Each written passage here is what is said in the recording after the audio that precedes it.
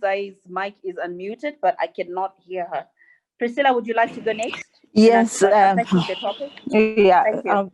Yeah. Thank you. Thank you very much for inviting me. I think I would like to start by just congratulating WALP for putting this together.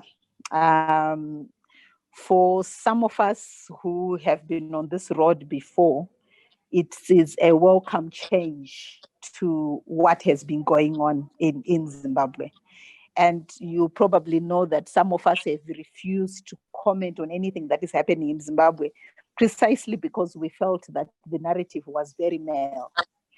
And I'm quite excited that we are beginning to talk about how we bring in a feminist narrative to what is going on. So as I speak to the unpacking, I think language is important. I'm not sure that the language that we have taken on in even beginning to talk about this process is a female language. And I'll justify it. Females never really talk around crisis, because if we spoke about crisis, nothing would ever happen. I mean, there's always some problem from the time you wake up to the time you go to bed. That's your women's life. And I think the way we have dealt with it is because we have understood problems as challenges. Because the moment you look at a crisis, it disempowers you. The moment you define something as a crisis, it disempowers you. You start at a level in which this is so big, it can't be dealt with. So I would say, as I unpack what is happening in Zimbabwe, I would say perhaps the lingo has to change. So for Zimbabwe, we are looking at what are the challenges from a feminist perspective. We've been there before. And when I say we've been there before, if you look at the role of women during the challenges, the post-colonial challenges, the role of women as we crafted the constitution, which we are very proud of, was on the basis of what are the challenges and how do we ensure that we deal with those challenges from both an institutional point of view and from a legislative point of view.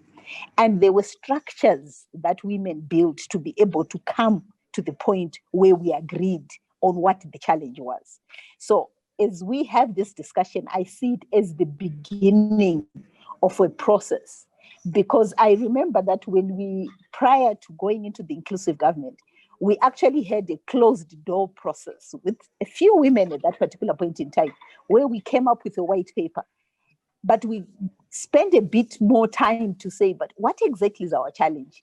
Are some of these challenges that we are taking on because they have been fed into us so many times?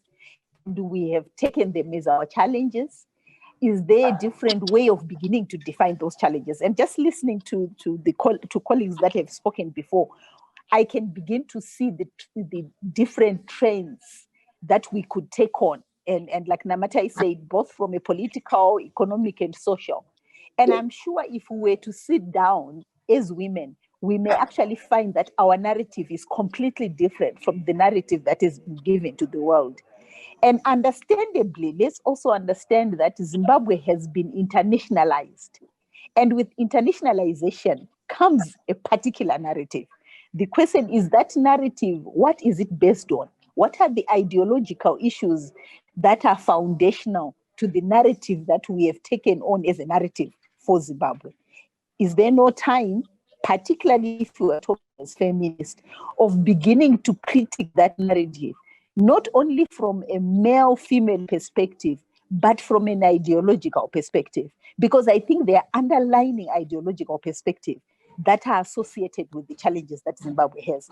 Very simply put, without taking most of your time, I actually believe as feminists, we have always been leftist to some extent. Is the globalization that is happening, where capital and capitalism has taken over the definition of what is socially acceptable, what is economically acceptable, what is politically acceptable. Has it impacted on what is currently happening in Zimbabwe? And I find it a bit sad when we deal with the issues and the challenges of Zimbabwe purely from what is happening in Zim and not necessarily from global forces and the ideological issues that we are beginning to see that not only impact on Zimbabwe, but on Africa in general. So that is a whole lot of things that I've put there. But I'm hoping that we can actually find some indaba, closed indaba, a safe space in which we can interrogate some of these things more detailed. Thank you. Thank you so much, Priscila.